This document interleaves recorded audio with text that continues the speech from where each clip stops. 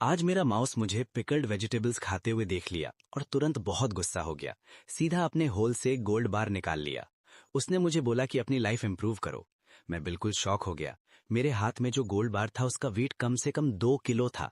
सबसे अजीब बात यह है कि माउस को डर था कि मेरा वीक बॉडी इस अचानक मिले हुए वेल्थ को प्रोटेक्ट नहीं कर पाएगा। इसलिए उसने मुझे long lost 8th level boxing art भी दे दिया। मेरा नाम लिन फैंग है। एक ऐसा ऑर्फन जो इतना गरीब है कि उसके पास सिर्फ फैमिली रजिस्ट्रेशन सर्टिफिकेट ही बचा है। हर महीने मुझे अपने पेरेंट्स के मेडिकल ट्रीटमेंट के डेट्स भी चुकाने पड़ते हैं। फैमिली का एक ही मेंबर है, वो माउस जो टाइम पे बाहर आता है और फूड खाता है। कल रात मिडनाइट पे मैंने गुस्से में माउस से कहा, मुझे डर है कि फ्यूचर में मेरे पास तुम्हारे साथ शेयर करने के लिए कुछ भी नहीं होगा। तुम कहीं और जाके अपनी रोजी कमा लो। आखिर में मुझे एक डल थड की आवाज सुनाई दी। मैं तुरंत लाइट ऑन किया और बेड के पास एक पतला सा माउस देखा। वो मुझे घूर रहा था। उसके सामने एक गोल्डन और शाइनी चीज थी, मेरे पाम के साइज के आसपास। मैंने डिसबिलीफ में अपनी आंखें रब की। खुद को कुछ बार थप्पड़ मारने के बाद भी मैंने देखा कि वो सीन अभी भी मेरे सामने है। तब मुझे समझ आया कि मैं सपना नहीं देख रहा हूं, बस शौक में हूं। मार्केट प्राइस के हिसाब से लगभग 1000 युआन पर ग्राम, 2 किलो मतलब 2000 ग्राम, जो 2 मिलियन के बराबर होता है। इन 2 मिलियन के साथ मैं रिच हो गया। ना सिर्फ मैं 3,80,000 का डेट चुका सकता हूं, बल्कि मेरे पास 1,62,000 सेविंग्स भी बचेंगे। ये वो चीज है जो मैंने कभी इमेजिन भी नहीं की थी। मैं एक्साइटमेंट में जंप करने लगा और तुरंत अपना लास्ट बचा हुआ स्टीम्ड बन निकाल लिया। मैंने उसे केयरफुली छोटे पीसेस में तोड़कर रिस्पेक्ट के साथ माउस के सामने रख दिया। अब वो मेरा बाप है, मुझे उसकी अच्छे से सेवा करनी पड़ेगी। और माउस ने पेट भर के एक बेल्च ली और अपने पॉ से अपने ब्रोकन नेस्ट की तरफ इशारा किया। मैं तुरंत समझ गया और बोला, ब्रदर रैट, कल मैं तुम्हारे लिए नया नेस्ट बनाऊंगा। माउस ने सर हिलाया और ग्राउल करता हुआ वापस चला गया। थोड़ा काम होने के बाद मैंने इंटरनेट पे सर्च किया कि गोल्ड बार को कैश में कैसे कन्वर्ट करें। बैंक्स और jewellery stores proof of purchase मांगते हैं, लेकिन पॉन शॉप्स नहीं मांगते। ये मेरे रैट ब्रदर के अननोन ओरिजिन गिफ्ट के लिए परफेक्ट था। तो नेक्स्ट मॉर्निंग मैंने गोल्ड बार लिया और सीधा पॉन शॉप चला गया। मैं अंदर गया और स्टाफ से बोला कि मुझे एक रूम में ले चलो बात करने के लिए। ऑफिस में पहुंचने के बाद स्विन मिन ने शुरू में कोई इंटरेस्ट नहीं दिखाया जब मैंने गोल्ड बार निकाला, लेकिन जैसे ही उसने ग्लव्स पहन के उसको वे किया, उसका फेस बदल गया। ये एक एंशिएंट गोल्ड बार है। अगर ये नॉर्मल गोल्ड बार बैंक का या खुद बनाया हुआ होता तो इसकी वैल्यू सिर्फ मार्केट के बाइंग सेलिंग प्राइस के बराबर होती। लेकिन एंटीक गोल्ड बार अलग होता है। ये सिर्फ गोल्ड नहीं है, बल्कि एक एंटीक भी है। इसकी वैल्यू सिर्फ गोल्ड के प्राइस पे डिपेंड नहीं करती, बल्कि इसका आर्टिस्टिक और कलेक्शन वैल्यू भी होता है। ऐसा गोल्ड बार आम लोगों की इमेजिनेशन से भी ज्यादा वैल्यूएबल होता है। सो मिन ने बार बार उसके नीचे के एनग्रेव्ड मार्किंग्स चेक की। फिर उसने साइड से मुझे देखा। नोटिस किया कि मैं चेयर पे थोड़ा नर्वस बैठा हूं। उसने शायद सोचा कि ये कोई स्पेशल ओरिजिन आइटम है, लेकिन उससे फर्क नहीं पड़ता। पॉन शॉप में ओरिजिन नहीं पूछा जाता। उसने प्राइस इंडिकेट किया और फिर जिंग बार को धीरे से साइड रख दिया। सर, इस जिंग बार की वैल्यू मेरे अथॉरिटी के बाहर है। मुझे अपने लीडर से कंसल्ट करना पड़ेगा। ठीक है, जल्दी करो। कुछ देर बाद 2 लोग अंदर आए। आगे एक ग्रे हेड ओल्ड मैन था टैंक सूट में, और उसके पीछे एक टॉल यंग वुमन थी ब्लैक प्रोफेशनल स्कर्ट सूट में, टैबलेट और नए ग्लव्स के साथ। स्विम इन से मुझे पता चला ओल्ड मैन का नाम ग युआन है, वो यूबाओ स्वान का वेटरन है, और यंग वुमन का नाम स्विन है, मैनेजर। स्विन ने ग्लव्स पहने और गोल्ड बार को केयरफुली एग्जामिन करना स्टार्ट किया। ग युआन मेरे सामने चेयर पे बैठ गया, चाय उठाई और धीरे से बोला, ये जेंटलमैन काफी अच्छा लग रहा है। आपका सरनेम क्या है? मेरा सरनेम लिन है, लिन फैंग। मिस्टर लिन, इस गोल्ड का ओरिजिन क्या है? अगर आप बताना ना चाहें तो कोई बात नहीं। ये इनहेरिटेंस है, मेरे ग्रैंडफादर ने छोड़ा था। मुझे पहले पता नहीं था, लेकिन रिसेंटली पेरेंट्स की गुजरने के बाद उनका सामान सॉर्ट करते वक्त मिला। मैंने झूठ बोला। ऑब्वियसली मैं सच नहीं बता सकता था। एल्डर गू, मैंने चेक कर लिया है, ये जेन्युइन है। मुझे नहीं पता ये कितने में बेचना चाहते हैं। मिस्टर लिन, आप प्राइस बताओ, अगर मुझे ठीक लगा तो मैं ले लूंगा। एल्डर गू, आप क्या कहते हैं? 3 मिलियन कैसा रहेगा? करंट गोल्ड प्राइस के हिसाब से 2 kg गोल्ड बार की वैल्यू 2 मिलियन है। एंटीक प्रीमियम ऐड करके ये प्राइस काफी फेयर है। ये प्राइस सुनते ही मेरी आंखें फट गईं। ये गोल्ड बार बेस प्राइस से 1 मिलियन ज्यादा में बिक रहा था, मतलब हिडन बोनस भी था। मैंने थोड़ा हेजिटेट करने का एक्टिंग किया। एक्चुअली मैं ऑलरेडी डिसाइड कर चुका था बेचने का, लेकिन थोड़ा हिडन रखना जरूरी था। मैं नहीं चाहता था लोग समझे कि मुझे कुछ नहीं पता। मिस्टर लिन, ये मार्केट का हाईएस्ट रिकवरी प्राइस है। वो ओरिजिनली 22,50,000 में लेने और 3 मिलियन में बेचने का प्लान कर रहे थे, लेकिन ग युआन ने डायरेक्टली 3 मिलियन बोल दिया, जो ऑलमोस्ट हाईएस्ट मार्केट प्राइस था। प्रॉफिट बहुत कम रह गया। उसको भी समझ नहीं आया कि ग युआन ने इतना हाई प्राइस क्यों दिया। ठीक है, डील। जैसे ही 3 मिलियन मिले मैंने अपनी खुशी कंट्रोल की। सुयाओ ने मुझे अपना कार्ड दिया और चली गई। बाद में मुझे पता चला ग युवान को लगा कि मेरे पास और ट्रेजर्स भी हो सकते हैं, इसलिए लॉन्ग टर्म इन्वेस्टमेंट कर रहा था। पॉन शॉप से निकलते ही मैंने एक्साइटमेंट में खुद को थप्पड़ मारा। दर्द हुआ लेकिन मजा आया। अचानक रिच होने की खुशी और डर दोनों मुझे फील हुआ। मुझे समझ नहीं आ रहा था 3 मिलियन का क्या करूं। मैं अपनी पुरानी इलेक्ट्रिक बाइक लेके आधा घंटा घूमता रहा जब तक काम नहीं हुआ। सबसे पहले मैंने 3,80,000 का डेट चुका दिया। जैसे ही डेट खत्म हुआ मैंने हवा में चिल्लाया, डैड, मॉम, अब हम किसी के कर्जदार नहीं हैं। बचा हुआ पैसा प्रॉपर्ली प्लान करना था, लेकिन सबसे पहला काम था एक घर खरीदना। अपनी जगह होना जरूरी था, तभी मैं इस सिटी में सच में सेटल हो पाऊंगा। मैंने हाउस प्राइसेस चेक किए और क्वार्ट्ज गार्डन नाम का mid to high range residential complex choose किया।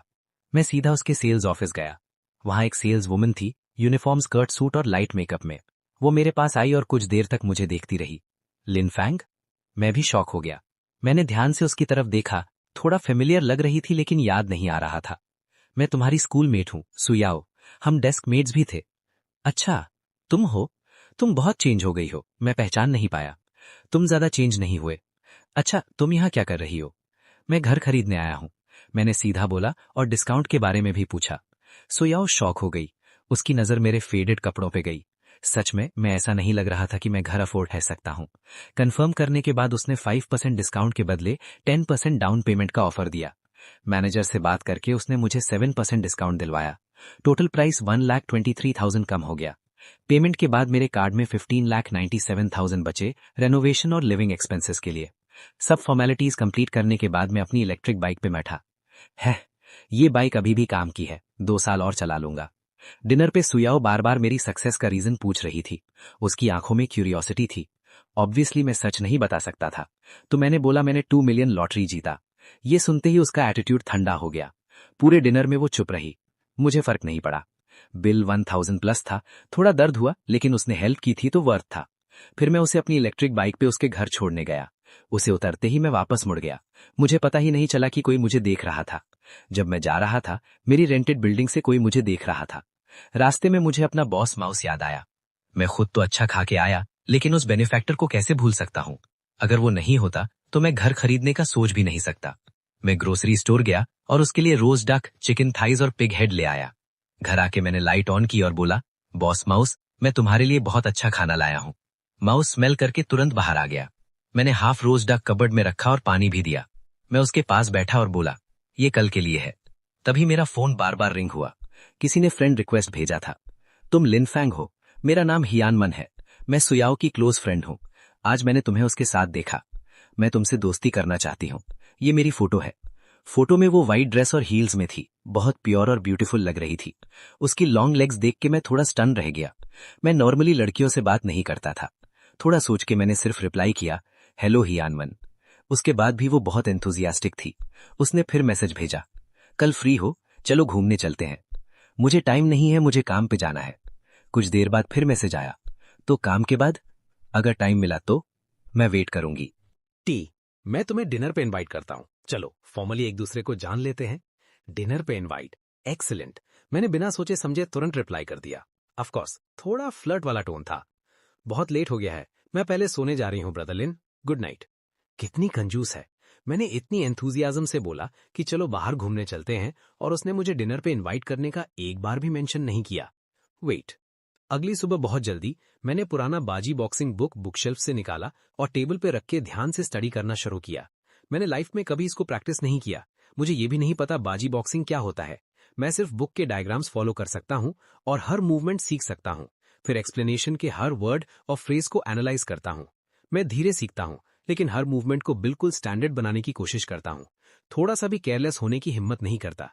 मैं लगभग 2 घंटे सीरियसली प्रैक्टिस करता रहा। मेरा पूरा बॉडी पसीने से भीग गया, चिपचिपा और अनकंफर्टेबल लग रहा था। मैंने कोल्ड शावर लिया, क्लीन कपड़े पहने और कुरियर कंपनी काम पे चला गया। लंच ब्रेक के टाइम में स्पेशली चाइनीज मेडिसिन स्टोर गया और एंशिएंट बुक के रेसिपी के हिसाब से मेडिसिनल हर्ब्स का एक बड़ा पैकेट खरीदा। मैंने एक क्रॉकपॉट भी खरीदा। काम से घर आते ही मैंने तुरंत मेडिसिनल हर्ब्स पॉट में डाल के बॉईल करना शुरू किया। थोड़ी देर में एक डार्क मेडिसिनल लिक्विड बन गया जिसका स्मेल बहुत कड़वा और तेज था। मैंने नाक पकड़ के उसका आधा पी लिया, बाकी बाथ टब में डाल दिया, कपड़े उतार के उसमें पूरा डूब गया। वो मेडिसिनल लिक्विड गर्म था, आधा घंटा सोक करने के बाद मेरी पूरी थकान गायब हो गई। मेरा पूरा बॉडी कंफर्टेबल फील कर रहा था। खुद को क्लीन करके मैं जल्दी से कुरियर कंपनी वापस काम पे चला गया। रात को काम खत्म होते ही मुझे हियान मैन का मैसेज आया, जो मुझे पिक करने के लिए बोल रही थी। मैं अपनी पुरानी इलेक्ट्रिक बाइक लेके उसके रेंटेड घर के पास गया और उसे देखा। वो बहुत प्रिटी लग रही थी, फ्लावर ड्रेस और लाइट मेकअप में। उसने मेरे हेलमेट को देखा और फिर मेरी स्क्रैचेस भरी इलेक्ट्रिक बाइक को। उसका फेस ज्यादा चेंज नहीं हुआ, लेकिन उसकी आंखों में थोड़ा सा डिस्गस्ट फ्लैश हुआ। वो अंदर ही अंदर सोच रही थी, लॉटरी जीत के भी बेटर कार अपग्रेड नहीं की, कितना कंजूस आदमी है। ब्रदरलिन, तुम अभी काम से आए? हाँ, और तुम? मैं तो काफी पहले काम खत्म कर चुकी हूँ। मेरा ऑफिस जॉब ज्यादा रिलैक्स्ड है। ब्रदरलिन, आज काम से थक गए हो? अगर सच बोलूं तो नहीं, मैंने मेडिसिनल लिक्विड पी लिया है। पूरा दिन बिजी होने के बाद भी मुझे एनर्जी फील हो रही थी। रेस्टोरेंट पहुंच के हमने कुछ डिशेज ऑर्डर किए और बात करते हुए खाना खाया। इस दौरान जन मैन ने मेरे फैमिली सिचुएशन के बारे में काफी पूछा। उसने जाना कि मैं रूरल एरिया से हूं और मेरे पेरेंट्स जल्दी गुजर गए। उसने मेरा हाथ पकड़ा और बोला, ब्रदरलिन, सैड मत हो, अब दिन बेटर हो जाएंगे। उसका ये कंफर्ट मुझे थोड़ा सा एक्साइटेड फील करवा गया। 1 घंटे बाद जब अंधेरा हो गया, मैं जन मैन को उसके घर छोड़ने गया। मैं चलता हूं जन मैन, रोड पे केयरफुल रहना। गुड बाय ब्रदरलिन। जन मैन ने हाथ हिला के मुझे जाते हुए देखा।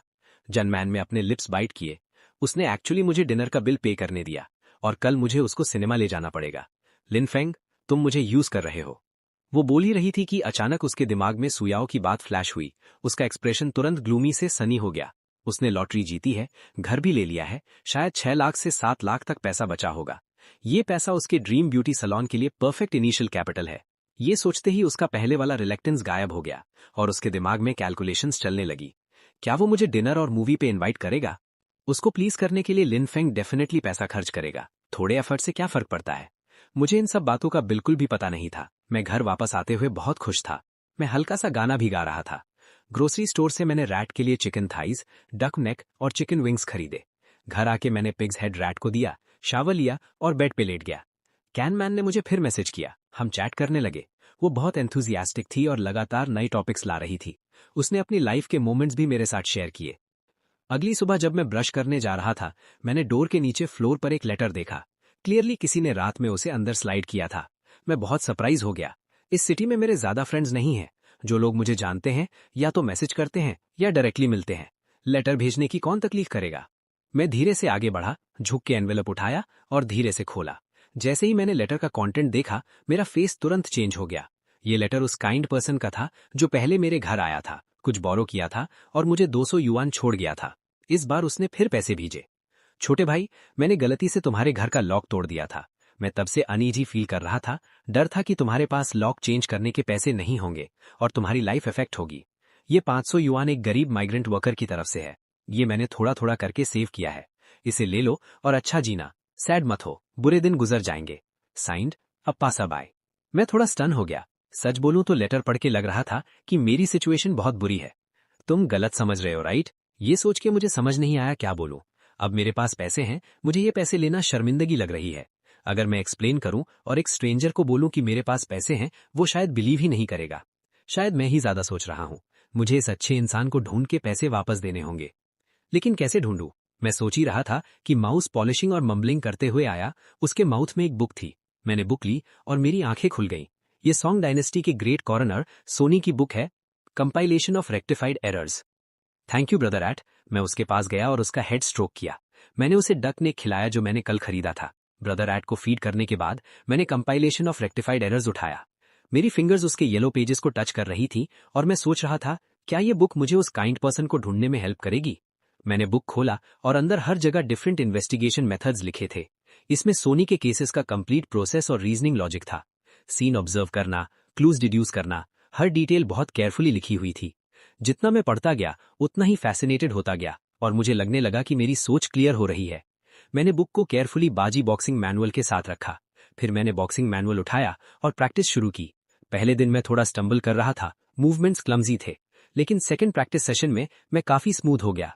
हर मूवमेंट फास्ट और एक्यूरेट हो गया।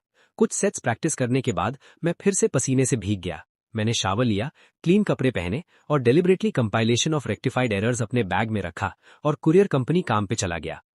सुबह के सारे पार्सल्स डिलीवर करने के बाद मैंने फ्री टाइम का यूज करके बुक को कई बार पढ़ा। जितना पढ़ता गया उतना ही रीजनिंग मेथड्स मुझे अमेजिंग लगने लगे। लगभग 2 बजे मेरे फोन पे मैसेज आया। ये बंसिन का था, एक क्लाइंट जो फ्रीक्वेंटली मुझसे शिपमेंट्स करवाती थी। पहले मुझे उसका काम नहीं पता था, लेकिन एक बार जब उसका पार्सल डैमेज हो गया था और मैं उसे रीपैक करवाने गया था, तब मुझे पता चला कि वो एक इन्फ्लुएंसर है जो ऑनलाइन फैशन और क्लोथिंग कंटेंट शेयर करती है। हम धीरे धीरे एक दूसरे को जानने लगे क्योंकि मैं इस एरिया में डिलीवरीज करता था। वो लगभग 25 साल की है, मुझसे थोड़ी बड़ी, लेकिन उसका पर्सनैलिटी काफी डायरेक्ट है। फिक्स टाइम के हिसाब से 10 मिनट बाद मैं उसके बिल्डिंग के फ्लोर पे पहुंचा।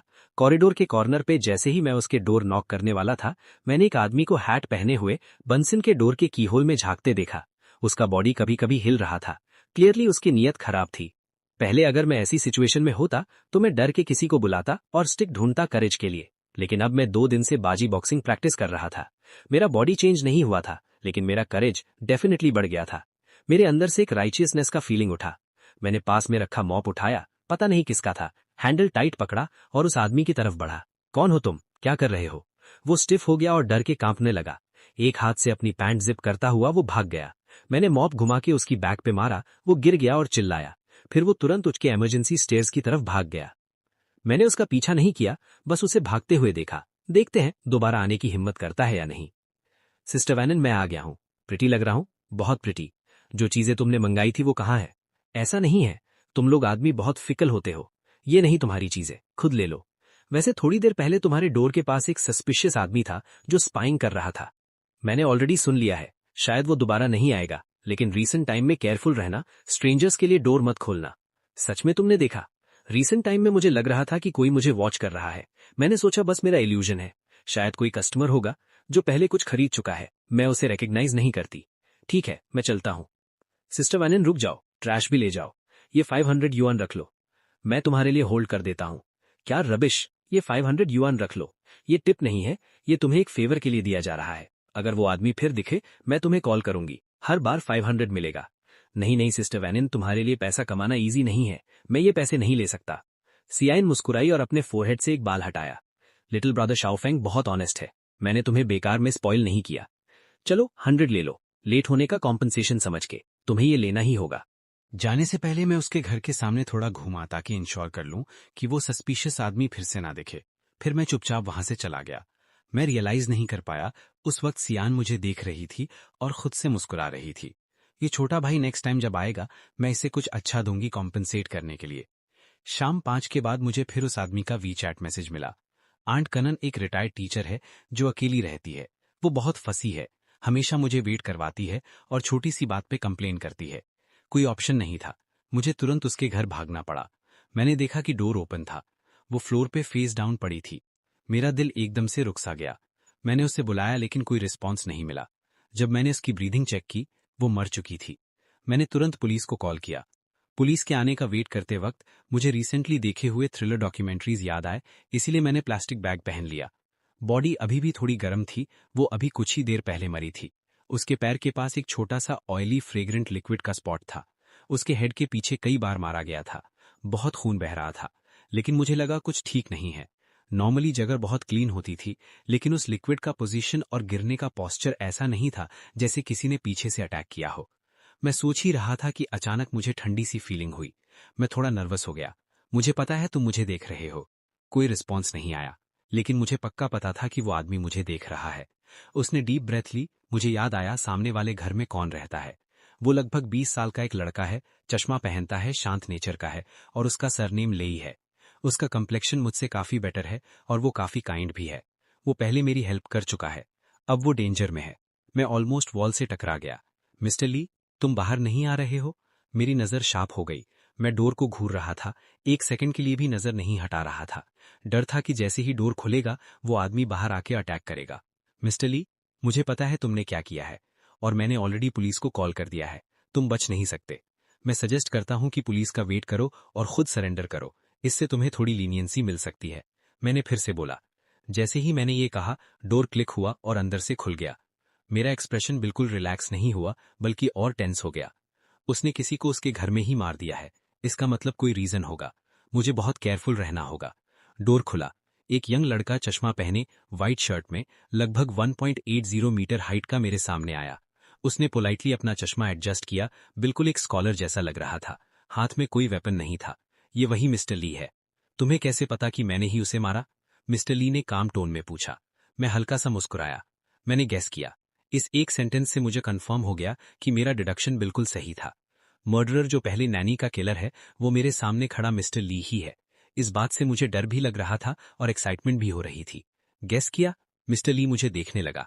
उसके फेस पे शॉक था। इसी वक्त एलिवेटर का साउंड आया और वो फ्लोर पे रुक गया। काफी पुलिस ऑफिसर्स बाहर आए। उन्होंने तुरंत फ्लोर पे पड़ी मिडिल एज्ड वुमन को देखा। वो जल्दी से उसके पास गए। एक यंग ऑफिसर ने पल्स चेक किया। फिर उसने अपना आईडी दिखाया और मुझे सीरियस टोन में पूछा, मैं कैप्टन साओ सेन हूं। तुम दोनों में से किसने पुलिस को कॉल किया? मैंने हाथ उठाया। ऑफिसर, मैंने कॉल किया। मैं विटनेस हूं। साओ सेन ने सर हिलाया। और तुम सामने वाले नेबर हो? उसने मिस्टर ली के पीछे ओपन डोर की तरफ देखा और पूछा। मिस्टर ली ने हल्का सा स्माइल दिया। हाँ, मैं उसका नेबर हूं और मैं ही मर्डरर हूं। मैं कन्फेस करता हूं। साओ सेन शॉक हो गया और पीछे हट गया। कोई है? वो चिल्लाया। सारे पुलिस ऑफिसर्स तुरंत आ गए। उन्होंने मिस्टर ली को सराउंड कर लिया। किसी ने नहीं सोचा था कि इतना डिसेंट और एजुकेटेड लड़का मर्डरर होगा, लेकिन पुलिस जल्द ही काम हो गई। साओ सेन ने बोला, हाथ ऊपर करो। मिस्टर ली ने हाथ ऊपर कर दिया। उसको तुरंत हैंडकफ लगाया गया और ले जाया गया। साओ सेन ने एक डीप ब्रेथ ली और मुझे साइड में ले गया। उसने मेरा नाम, फोन नंबर और प्रोफेशन पूछा। जब उसे पता चला कि मैंने एक्चुअल किलिंग नहीं देखी, उसने मेरे शोल्डर पे हाथ रखा। ठीक है लिंत्यान, अगर जरूरत हुई तो हम तुम्हें कॉल करेंगे। तुम्हें पुलिस स्टेशन आना पड़ेगा। मैंने सर हिलाया। ठीक है ऑफिसर, मैं कोऑपरेट करूंगा। साओ सेन ने हाथ हिला के बोला, जाओ। मैं वहां से चला गया। थोड़ी देर बाद एक यंग पुलिस ऑफिसर लेट आया। टीम साओ, विक्टिम कहाँ है? कुछ इन्वेस्टिगेट करना है। साओ सेन सीरियस हो गया। लिल्लिन, तुम लेट हो। सॉरी टीम साओ, मैं ट्रेनिंग इंप्रूव करूंगा। अब जरूरत नहीं, केस सॉल्व हो चुका है। लिनलिन को शॉक लगा। उसने एक्सपेक्ट नहीं किया था कि पहला केस इतनी जल्दी सॉल्व हो जाएगा।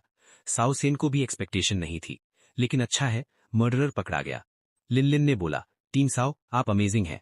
साओ सेन ने हल्का सा स्माइल किया। मेरे साथ सीखो, तुम्हें बहुत कुछ सीखना है। उसने एक्सप्लेन नहीं किया।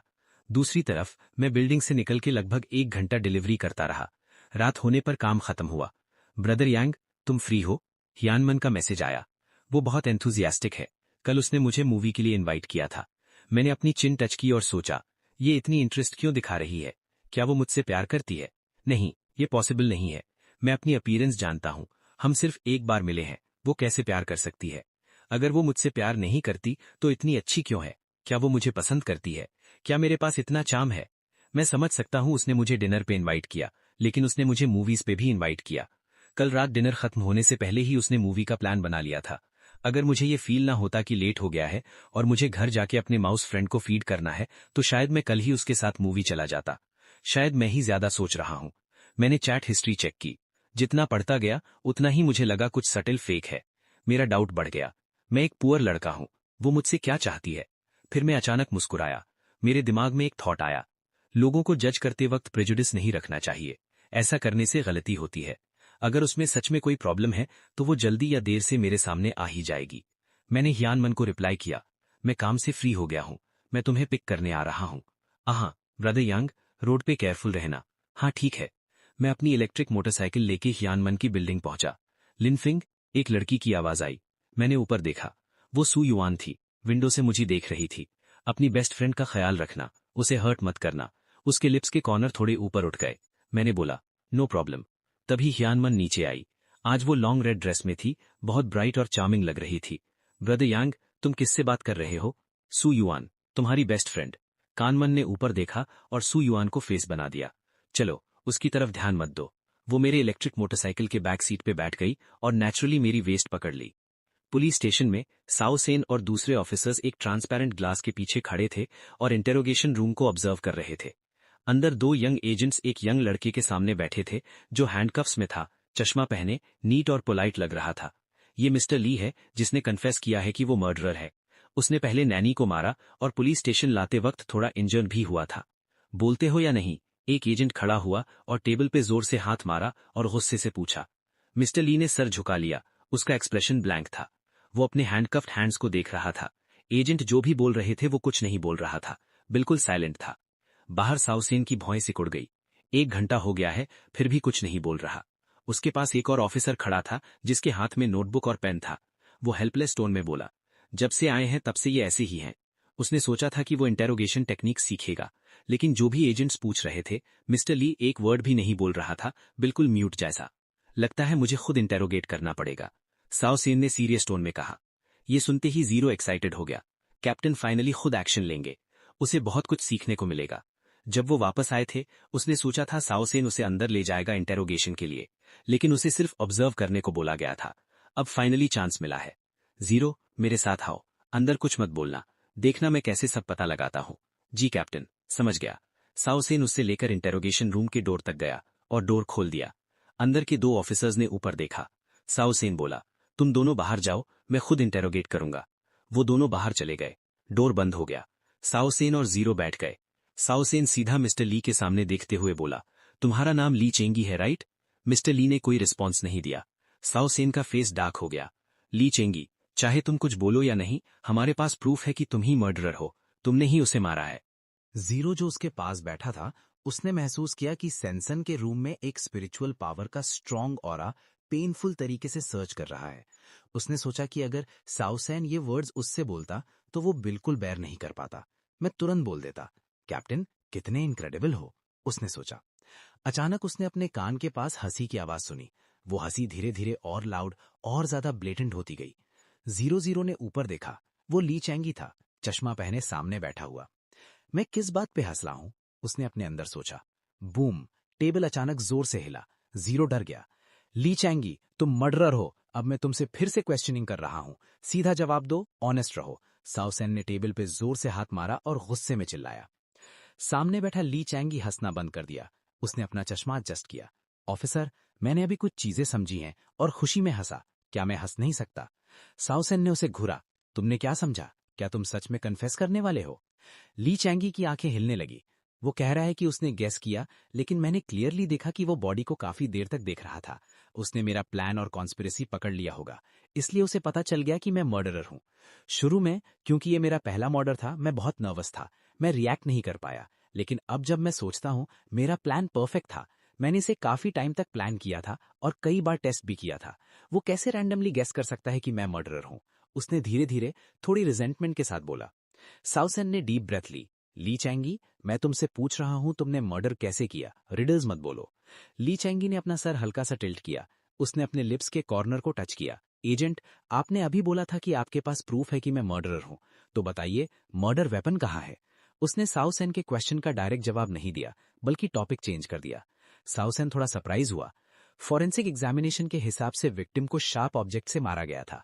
उसने ऑलरेडी लोग भेजे थे ली चैंगी के घर सर्च के लिए, लेकिन अभी तक जो इन्फॉर्मेशन है उसके अकॉर्डिंग मर्डर वेपन नहीं मिला।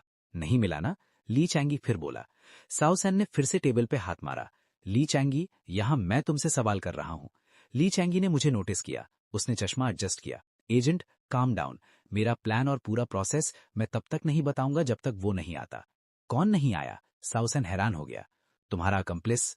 उसने तुरंत रिएक्ट किया और अपनी आंखों से लिंगलिंग को सिग्नल दिया कि जल्दी नोट करो। लिंगलिंग समझ गया और तुरंत लिखने लगा। ली चैंगी ने सुना और उसकी आंखों में चमक आ गई। एजेंट, मैं अकेला हूं, मैंने मर्डर अकेला किया है, मैं किसी अकम्प्लिस की बात नहीं कर रहा। तो तुम किसको देखना चाहते हो? मैं शाओयांग को देखना चाहता हूं, सोनीडी वाला। उसने मेरा प्लान समझा, उसने मुझे पहचाना, उसने ही मुझे घर से बाहर आके कन्फेस करने पे मजबूर किया। मैं उससे मिलना चाहता हूं। मुझे जानना है उसने कैसे मेरी प्लानिंग समझी, कैसे उसने पहचाना कि मैं मर्डरर हूं, वरना मैं चैन से नहीं मर पाऊंगा। ली चैंगी ने सीरियस टोन में कहा। साउसेन हैरान रह गया। तुम कह रहे हो वो सोनीडी वाला लड़का? उसने तुम्हें कन्फेस करने पे मजबूर किया? साइड में खड़ा ऑफिसर भी कंफ्यूज हो गया। क्या मर्डरर कैप्टन ने नहीं पकड़ा था? ली चैंगी ने अपना चश्मा एडजस्ट किया। हाँ, वही था। मैं उससे मिलना चाहता हूं। मुझे जानना है उसने क्लूज कहां से पाए। साउजेन ने अपने फोरहेड को रब किया। उसने तुरंत याद किया, कैप्टन, वो कोरियर लड़का लिन त्यान ही है। कौन? वो जो लेट आया था सीन पे? उसने मर्डर डायरेक्टली नहीं देखा, लेकिन नीचे एक 3 व्हीलर कुरियर वैन खड़ी थी। मैं बस इतना जानता हूं कि वो सोनीडी का लड़का है। फिर उसने बोला कि उसने डेथ सीन देखा और उसने ही पुलिस को कॉल किया। मैंने एक्सपेक्ट नहीं किया था कि वही मर्डरर को आइडेंटिफाई करेगा। साउसेन वापस सोच में पड़ गया। उसे लगा कि उसने इंटेरोगेशन में बहुत सिंपल अप्रोच ली और ओपोनेंट को अंडर एस्टिमेट कर दिया।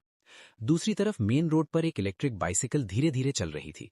हल्की हवा चल रही थी और हाइनमान का लॉन्ग रेड ड्रेस उड़ रहा था। वो इतनी स्ट्राइकिंग लग रही थी कि जहां जहां से वो गुजरती, लोग उसे देखते रह जाते। पासर्स बाय जब उसे एक पुरानी इलेक्ट्रिक बाइक पे किसी लड़के को प्यार से हक करते हुए देखते, तो हर कोई सोचता, मैं इससे कम कैसे हूं? सिनेमा के एंट्रेंस पे मैंने बाइक रोकी। ब्रदर यांग, क्या हम मूवी के बाद होटल में डिनर कर सकते हैं? हाइनमान ने मेरी आर्म रब करते हुए कैजुअली पूछा। मुझे थोड़ा डाउट हुआ। मैं इनवाइट करती हूँ, उसने कंटिन्यू किया। मैं मुस्कुराया। जरूरत नहीं, तुम ऑलरेडी मुझे मूवी पे लाई हो और डिनर भी इनवाइट कर रही हो। ये ऑलरेडी बड़ा एक्सपेंस है, कैसे मैं तुम्हें और स्पेंड करने दूं? इस बार मैं ट्रीट करूंगा। हाइनमान ने मेरा हाथ पकड़ा, उसकी आंखें थोड़ी रेड हो गईं। ब्रदर यांग, क्या तुम मुझे पसंद नहीं करते? नहीं, तुम ऐसा क्यों कह रही हो? अगर तुम मुझे पसंद नहीं करते तो मुझे तुम्हें डिनर पे ले जाने क्यों नहीं देते? हाइनमान ने धीरे से कहा। ब्रदर यांग, जब तुम ऐसा बोलते हो मेरा दिल थोड़ा दुखता है। मेरे लिए तुम्हें डिनर पे ले जाना एक्सपेंस नहीं है, क्योंकि तुम मेरे लिए इंपॉर्टेंट हो। उसकी आवाज सॉफ्ट और मेलोडियस थी। उसकी बातों ने मेरे दिल को वार्म कर दिया। हाइनमान, तुम एक अच्छी लड़की हो, लेकिन इस बार मुझे ट्रीट करने दो। तुम भी गांव से हो, पैसे कमाना ईजी नहीं होता। मैं तुम्हें फ्रेंड की तरह ट्रीट करना चाहता हूँ। हमेशा तुम्हें स्पेंड करने देना ठीक नहीं लगता। मैंने एक्सप्लेन किया। हाइनमान ने अपने रेड लिप्स पर्स किए और स्माइल की। ब्रदर यांग, थैंक यू मेरे बारे में सोचने के लिए। मैं गलत थी, सॉरी। फिर वो धीरे से मेरे और पास आ गई, मुझसे चिपक कर। सिनेमा के एंट्रेंस पे मैंने पॉपकॉर्न और 2 मिल्क टी लिए। गनमैन ने एंट्री स्कैन की और हम दोनों अंदर चले गए। आज हम हॉरर मूवी देख रहे थे। सीट्स कॉर्नर के पास थी, वहां लाइट बहुत डिम थी। ऑलमोस्ट कोई ध्यान नहीं दे रहा था। थोड़ी देर बाद मूवी स्टार्ट हो गई। हॉरर मूवीज मुझे डराती नहीं है। आखिर मैंने जिन वॉन डॉक्यूमेंट्री देखी है, और आज तो मैंने डेड बॉडी भी देखी और टच की। मेरे लिए ये सब कार्टून जैसा है। मैं बिल्कुल काम था, लेकिन हाइनमान काम नहीं थी। वो इतनी डर गई थी कि मुझे टाइटली हग कर रही थी, बार बार अपना हेड मेरे चेस्ट में छुपा रही थी। उसका पूरा बॉडी कांप रहा था। मैंने उसका हेड टच किया। डरो मत, मैं हूं। मैंने धीरे से उसे कंफर्ट किया। हाइनमान ने सर हिलाया। ब्रदर यांग, अच्छा हुआ तुम यहाँ हो। डिम लाइट में वो मुझे ऐसे देख रही थी जैसे मैं कोई गॉड हूं। मैंने बोला, तुम इतना डर रही हो, क्या हम बाहर जाके रोमांटिक मूवी देख लें? हाइनमान ने अपना छोटा सा हेड मेरे चेस्ट पे रब किया। नहीं, मुझे हॉरर मूवी पसंद है। डर लगता है, लेकिन एक्साइटिंग भी लगता है। देखने के बाद सब ठीक हो जाता है। ठीक है, अगर उसे पसंद है तो मैं क्या कह सकता हूँ। अचानक उसका बॉडी टेंस हो गया और वो साइड से मूव करके मेरे लैप पे बैठने लगी। हाइनमान, क्या कर रही हो? हाइनमान ने मेरी नेक के अराउंड अपने आर्म्स डाल दिए। ब्रदर यांग, ये हॉरर मूवी बहुत स्कैरी है। मैं तुम्हें हक करके देखना चाहती हूँ। ये क्वेश्चन जैसा लग रहा था, लेकिन उसने मेरे आंसर का वेट नहीं किया। वो धीरे से मेरी गोद में बैठ गई और मेरे हैंड्स को पकड़ लिया। मैंने उसकी वेस्ट को अपने आर्म से होल्ड किया। जब स्कैरी सीन आया, वो फिर कांपी और दोबारा मेरे चेस्ट में घुस गई। इससे मुझे थोड़ा अनकंफर्टेबल फील हो रहा था। मेरे बॉडी में एक अजीब सी हीट फील हो रही थी, जैसे कोई फ्लेम जल रही हो। कंट्रोल करना मुश्किल हो रहा था। हाइनमान, मैंने धीरे से बोला। हाइनमान ने एक स्लाई एक्सप्रेशन दिखाया। उसे पता था मैं क्या कहने वाला हूं, लेकिन वो प्रिटेंड कर रही थी कि उसने सुना ही नहीं। वो जोर से चिल्लाई, आह, कितना स्कैरी है, मैं बहुत डर रही हूं, और फिर से मेरे आर्म्स में घुस गई। उस वक्त वो सोच रही थी, आज मैं तुम्हें दिखाऊंगी कि एक आदमी की खुशी क्या होती है, ताकि तुम इस फीलिंग के आदी हो जाओ और जल्दी ही मुझसे अटैच हो जाओ। तुम मेरे बिना नहीं रह पाओगे और मैं तुम्हें कंट्रोल कर पाऊंगी। हाइनमान के मूवमेंट से मैं ब्लश कर रहा था। वो कुछ कहना चाहती थी, लेकिन कह नहीं पा रही थी। एक्चुअली मैं भी नहीं कह पा रहा था। एक छोटा सा वर्जिन लड़का कितनी जल्दी कंट्रोल लूज कर रहा है। इस बार थोड़ा बेनिफिट लेने दो, जब मैं तुम्हारा पैसा लूंगी तब तुम्हें देख लूंगी। इतने में फोन की रिंगटोन ने दोनों के थॉट्स तोड़ दिए। कौन है? मूवी देखते वक्त फोन क्यों ऑन रखा है? पीछे से किसी ने इरिटेट होके बोला। मैंने पॉकेट से फोन निकाला और देखा, हाइनमान का कॉल आ रहा था। मैं बोलने लगा, मैं कॉल उठाता हूँ। हाइनमान ने तुरंत रोका। मूवी के बाद कॉल कर लेना, अभी मत उठाओ। मैंने नंबर देखा, अननोन नंबर था। मैंने टीथ ग्राइंड किया और कॉल रिजेक्ट कर दिया। वो फीलिंग इतनी स्ट्रांग थी कि मैं खुद को कंट्रोल नहीं कर पा रहा था। हाइनमान ने देखा कि मैंने कॉल रिजेक्ट किया और वो और ज्यादा इंथुजियास्टिक हो गई। मेरा फोन फिर वाइब्रेट हुआ। सेम नंबर था। लगता है कुछ इंपॉर्टेंट है। मैं कॉल उठाता हूँ। मैं हाइनमान को साइड किया और जल्दी से सिनेमा हॉल से बाहर निकल गया। हाइनमान ने मुझे जाते हुए देखा और थोड़ा कोल्ड स्नॉट किया। आज का प्लान ऑलमोस्ट सक्सेसफुल था। कौन है जो बार बार कॉल कर रहा है? मैं बाहर आया और कॉल रिसीव किया। हाँ बोलो। पुलिस स्टेशन से कॉल था। ली चैंगी मुझे देखना चाहता है। मुझे तुरंत वहां जाना होगा। मैं वापस आया। हाइनमान, सॉरी, मुझे एक इंपॉर्टेंट काम है। आज मैं तुम्हारे साथ मूवी और डिनर कंटिन्यू नहीं कर पाऊंगा।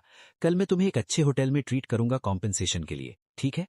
ब्रदर यांग, क्या कोई कॉल मुझसे ज्यादा इंपॉर्टेंट है? हाइनमान ने रिलक्टेंस के साथ कहा। उसकी आंखों में आंसू आ गए। वो काफी बेचारी लग रही थी, लेकिन अंदर से वो स्माइल कर रही थी। जल्दी से उसने सिचुएशन समझ ली। एक लाइफ मैनिपुलेटर के लिए क्या चीज इंपॉर्टेंट हो सकती है? लगता है मेरा प्लान सक्सेसफुल हो गया है। उसने बिल्कुल भी होल्ड बैक नहीं किया। उसने अपना मजाक बना दिया मेरे सामने। उसको घर जाना पड़ेगा अपने पैंट्स चेंज करने के लिए। फिर मुझे बेटर है कि मैं चली जाऊं, वरना वो हमेशा मेरे साथ चिपका रहेगा। और ये क्लियरली दिख रहा है कि वो थक गया है। और वैसे भी प्लान ऑलरेडी सक्सेसफुल हो चुका है। कल तुम्हें वो टेस्ट याद रहेगा। वो फिर से करना चाहेगा और फिर मैं उसके ऊपर मर्सी नहीं रखूंगी। हियान मैन ये समझ के मेरा हाथ दबा दिया। ठीक है फिर, ब्रदर यांग की अफेयर ज्यादा इंपॉर्टेंट है, मैं तुम्हारी सुनूंगी। हाँ, मैं तुम्हें टैक्सी बुलाने में हेल्प करूंगी, पहले तुम्हें घर ले जाने के लिए। ठीक है।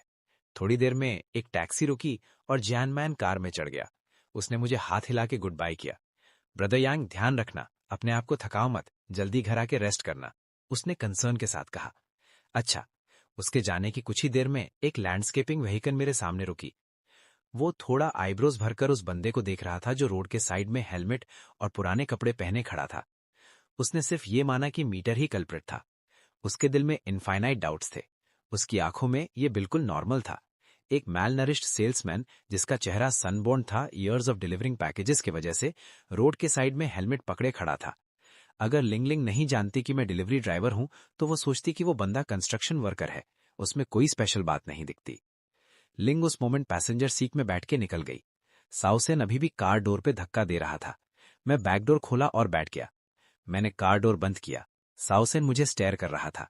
तुम हेलमेट के साथ क्या कर रहे हो? मैंने हेलमेट को मेरे पास रखा, बाइक पे छोड़ दिया ताकि अगर कोई बोरो करे तो। हालांकि ये हेलमेट थोड़ा ओल्ड है, फिर भी यूज हो सकता है। मुझे श्योर है कि वो उसे थ्रो नहीं करेगा। तुम बहुत थ्रिफ्टी हो, साउसेन ने साय किया।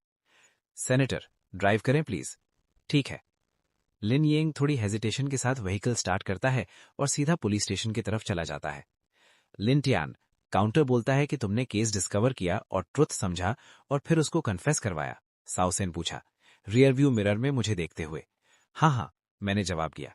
तुम पहले क्यों नहीं बताया? साउसेन हेल्पलेसली बोला। अगर पहले पता होता तो वो पहले ही मुझे पुलिस स्टेशन बुलाता। टाइम वेस्ट क्यों करना मुझे ढूंढने में? तुमने नहीं पूछा, मैंने तब ये बातें नहीं कही। और साउसेन ने नहीं पूछा। वो सोचता था कि सिंस पीडो ने कन्फेस किया तो प्लान और motive for murdering former aunt भी फुली कन्फेस करना चाहिए। कौन कहता है जब वो पुलिस स्टेशन में एंटर करेगा तो वो कुछ नहीं बोलेगा? मेरे रिस्पॉन्स के 3 वर्ड सुन के साउसेन हेल्पलेसली चेयर में गिर गया। मैं कैसे जानता? एक delivery man solving cases, helplessly सोचा। मैं बस उस पर ट्रस्ट कर सकता था। ओडोमीटर ने ये अब्जॉर्व किया। अब मुझे उसकी डिग्निटी वापस लानी है। व्हीकल पुलिस स्टेशन के सामने रुकी। साउसेन, लिंगलिंग और मैं कार से उतरे। Follow me. साउसेन आगे लीड कर रहा था। लिंगलिंग और मैं अंदर और गए। एजेंट्स जिन्होंने एनकाउंटर किया, साउसेन को ग्रीट करने के अलावा मुझे एक एक करके स्टेयर कर रहे थे, सरप्राइज दिखाते हुए। ये लिंटियान है, डिलीवरी बॉय जो मर्डर केस सॉल्व किया। एक एजेंट विस्पर करके बोला, यही है, वरना कैप्टन कैसे लाते? दूसरा एजेंट अनसर्टनली रिस्पॉन्ड किया, वो ज्यादा इंटेलिजेंट नहीं लगता। सच में उसने केस सॉल्व किया? साओ गुस्से में उन्हें रिप्रिमांड किया। उन्हें लोगों के पीछे गॉसिप करना इतना पसंद है, उनका काम नहीं है। वो डर गए। उनके आसपास की मर्मस तुरंत डिसअपियर हो गई और फिर वो इंटेरोगेशन रूम में गए। साउसेन ग्लास के सामने खड़ा हुआ। वो अंदर है। उसने ग्लास के पास वाले बंदे की तरफ पॉइंट किया। मैं उसके साइड में खड़ा हो गया और नॉट किया। समझ गया मुझे क्या करना है। साउसेन ने मुझे देखा। मैंने सिर्फ शेक किया हेड। एक्चुअली स्वान के रास्ते में मैंने रिटर्न इंटेरोगेशन मेथड्स देखे बाय सॉन से। कैसे सॉन से ही क्रिमिनल्स को इंटेरोगेट करता है। सिर्फ कि क्रिमिनल्स को इंटेरोगेट करना सीखना और प्रैक्टिस चाहिए। अभी तक सिर्फ सीखा है, प्रैक्टिस नहीं किया। प्रैक्टिस नहीं किया, कॉन्फिडेंटली नहीं बोल सकता कि मैं जानता हूं कैसे करना है। फिर जाओ अंदर और मिलो उससे। जो बोलना है बोलो और जो वो बोलना चाहता है सुनो, साउसेन ने एडवाइस किया। मैं बस डिलीवरी गाय हूं, पुलिस ऑफिसर नहीं। दूसरा कोऑपरेट नहीं करेगा, फोर्स नहीं कर सकता, रियलिस्टिक नहीं है। ठीक है, एक्सेप्ट किया। लिंगलिंग, लिंटियान के साथ अंदर आओ, नोट्स लेने में हेल्प करो, साउसेन ने ऑर्डर दिया। हाँ कैप्टन। लिंगलिंग एंग्शियस था। मैं ये देखना चाहता था कि ये सीमिंगली मीडियोकर लोग कैसे हैं। ये लोग, इन्हें देख के कैसे मैंने केस सॉल्व करके मर्डरर आइडेंटिफाई कर पाया। मैं भी जानना चाहता हूं ली चेंग ही का प्लान एग्जैक्टली क्या था। मिस्टर जैंग, प्लीज मेरे साथ आइए, लिनलिंग पोलाइटली बोला, मुझे इंटेरोगेशन रूम में लेते हुए कियांडाई एवेन्यू पे। जैसे ही एंटर किया, ली चिंग ही का एपैथेटिक लुक डिसअपियर हुआ और उसने हेड रेज किया। उसने अपनी ग्लासेस एडजस्ट की और स्माइल किया। तुम आ गए। उसकी आंखें सिर्फ मेरे ऊपर फिक्स थीं, सब इग्नोर किया। इवन अट्रैक्टिव पुलिस ऑफिसर को लिन ने कंप्लीटली इग्नोर किया। मैं आ गया। मैंने लिनलिंग से लुक एक्सचेंज किया। मिस्टर लिन, क्यों मिलना चाहते थे? ली चिंग ही के लिप्स ऊपर गए, सिकली स्माइल दिखाते हुए। मैं चाहता हूं तुम बताओ कैसे सॉल्व किया मेरा प्लान। कैसे पता चला मैं मर्डरर हूं? मत बोलो कि गेस किया, इम्पॉसिबल है। मेरा प्लान इतना इजी नहीं था सॉल्व करना। और जो तुमने कॉप्स के साथ किया था उस वक्त, मैंने सब क्लियरली देखा था। तुम्हें सब पता होना चाहिए था मेरे बारे में। मैं डोर के पीछे खड़ा था, पूरा टाइम तुम्हें वॉच कर रहा था। मैंने अपना नोज टच किया। उसने इमीडिएटली रिस्पॉन्ड नहीं किया। उसने लिन लिंग को देखा, नोटिस किया कि वो सीरियसली देख रही है। मुझे नहीं पता मैं क्या सोच रहा था। जैसे ही नोटिस किया उसने हेड टर्न किया, लिन ब्लश हुआ और कंप्यूटर की तरफ देखा। फिर मैंने ग्लास देखा जो दोनों रूम्स को सेपरेट कर रहा था। बहुत लोग मुझे देख रहे थे। मैं थोड़ा अफ्रेड हो गया। वो फील कर सकता था बहुत आईज उसको देख रही हैं। बोलो, जाओ, वैसे भी मैं ऑलरेडी कर चुका हूं, उसने बोला। मैं टर्न हुआ। ली चिंग ही। सबसे पहले जो मैंने देखा वो फॉर्मर बेबी सिटर थी फ्लोर पे, ब्लंट फोर्स वूंड हेड के बैक में। और इंजरी एक ही ब्लो से नहीं हुई थी और इम्पैक्ट का प्लीज सिर्फ एक नहीं था। मैंने डिड्यूस किया कि फॉर्मर नैनी मर्डर हुई है, सुसाइड या एक्सीडेंटल डेथ नहीं। और फिर ली चिंग ही सिंपल पूछा। शुरू में मैंने सस्पेक्ट नहीं किया जब तक मैं फॉर्मर नैनी के फीट पे नहीं पहुंचा। मैंने एक स्मॉल वाटर स्टेन देखा विद ऑयली शीन। मैं बेंड किया स्मेल करने के लिए। ये वेजिटेबल सूप और कुछ ड्रॉप्स ऑफ वाटर से बना है। और मैं क्राउच किया। जब मैं क्लोज गया थोड़ा कोल्ड फील हुआ। मैंने टच किया हाथ से, मैंने भी कोल्ड फील किया। उस मोमेंट में सोचा कि वेजिटेबल सूप यहां क्यों है, क्योंकि हीट में भी वो कोल्ड ब्रीथ दे सकता है। थोड़ा सोचने के बाद मैंने सोचा कि अगर ये वेजिटेबल रिसेंटली फ्रिज से निकाला गया हो और फिर वाटर ड्रॉप्स गिरें तो ये कोल्ड फील होता। और मैंने प्रीवियस आंट के हाथ में कुछ नहीं देखा। उसके हाथ में वाटर ड्रॉप्स भी नहीं थे। उसके घर का डोर ओपन नहीं था। उसके घर का डोर आउटवर्ड खुलता है। ये शो करता है कि प्रीवियस आंट अभी घर आई थी। तो मैं डिड्यूस करता हूं कि ये वेजिटेबल सूप फ्लोर पे प्रीवियस आंट के घर से नहीं है, क्योंकि वो नहीं है। मोस्ट लाइकली तुम्हारे घर के अक्रॉस द स्ट्रीट से है। मैंने बोला सिर्फ नियर बाय लोग ही वेजिटेबल फ्रिज से निकाल के ले जा सकते हैं और ड्रिपिंग वाटर ड्रॉप्स अभी भी थोड़ा कोल्ड फील करते हैं। ली चिंग ही ने क्लैप किया। तुम्हारी डिडक्शन बहुत गुड है, लेकिन ये भी पॉसिबल है कि किसी ने मेरे घर से वेजिटेबल्स लिए और वेजिटेबल सूप ड्रिप हुआ जाते वक्त। ये भी पॉसिबल है कि किसी ने फ्रेश वेजिटेबल्स फ्रिज से प्रीवियस आंट के घर से निकाले और ड्रिप हुआ। तुम्हारे पास रीजन नहीं है डायरेक्टली सस्पेक्ट करने का, है ना? मेरा एक्सप्रेशन काम था। हाँ, तुम्हारी बात पॉसिबल है, लेकिन ग्लास के दूसरी साइड एक woman high heels, hair up, white coat के साथ डॉक्यूमेंट लेके आई। ये पुलिस डिपार्टमेंट की कॉरोनर सोपी है। इंटेरोगेशन रूम के डोर पे पहुंची, देखा group of police officers gathered inside और आउटसाइड है। वो साइलेंटली स्टेयर कर रहे थे। उसने सडनली फ्राउन किया। ओह! उसने जेंटली डॉक्यूमेंट शेक किया और यंग पुलिस ऑफिसर को टैप किया डोर पे। Young police officer immediately turn हुआ, सोपी को देखते ही स्माइल किया और बोला, कॉरोनर, कैसे यहां आए? उसने डॉक्यूमेंट्स होल्ड किए। मैं ऑटोप्सी रिकॉर्ड्स लेके आई हूं आपके कैप्टन के लिए। और यहां क्या कर रहे हो? Group almost interrogation room fill कर दिया, उसने बोला स्ट्रेंजली। उसने देखा कि साउसेन इस बिहेवियर को प्रिवेंट नहीं कर रहा। सोपी साउसेन को अच्छे से जानती थी। उसका टेम्पर एक्सप्लोसिव है। वो इजीली टॉलरेट नहीं कर सकता वर्क आवर्स में अनलेस कुछ इंपॉर्टेंट हो अंदर। ये साउसेन का अटेंशन अट्रैक्ट किया और पुलिस ऑफिसर्स इग्नोर हो गए। डॉक्टर जो, तुम नहीं जानते? जोपी का फेस डार्क हुआ।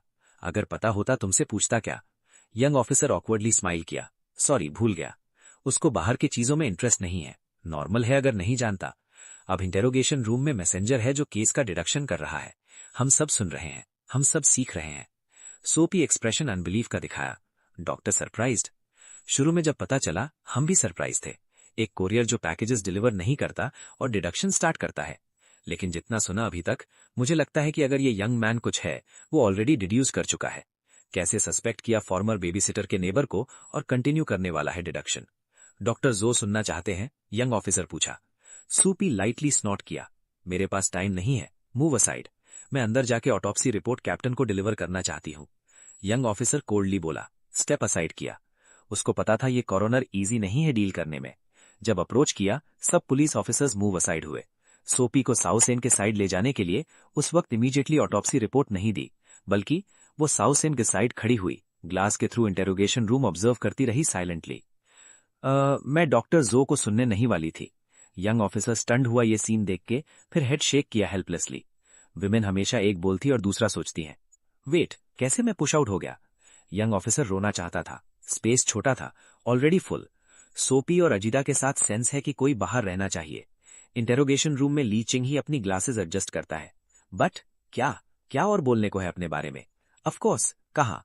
ली चिंग ही कभी इमेजिन नहीं कर पाया कि उसका प्लान, जो वो इम्पेकेबल मानता था, इतने फ्लॉज दिख गए मेरे आंखों के सामने। स्पॉट पे जहां फॉर्मर नैनी गिर गई, मैंने वेगली बोला वो पोजीशन में नहीं गिरी हेड ऑन एंटर करते वक्त, बल्कि जब बैरली डोर ओपन किया, किसी ने इम्पेशेंट अटैक करके गिरा दिया। वो रूम के अंदर क्रश हो गया।